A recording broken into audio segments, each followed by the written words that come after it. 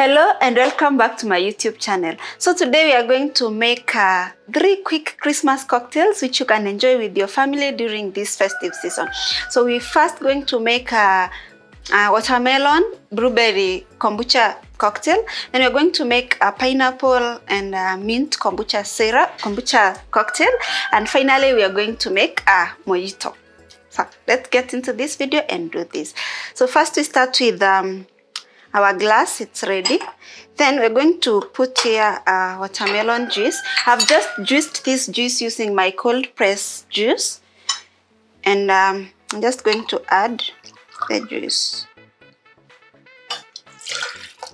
And then I'm going to add some lime.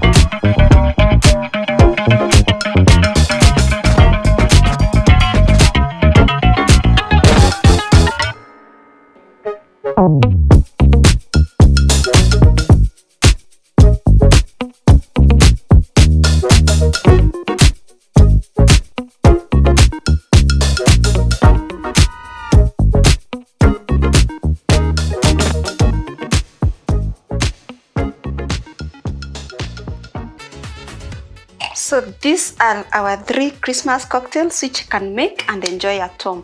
Thank you so much for watching this video. And please remember to like, comment, and subscribe. Always remember, if you have a vision, add some passion. I'll see you.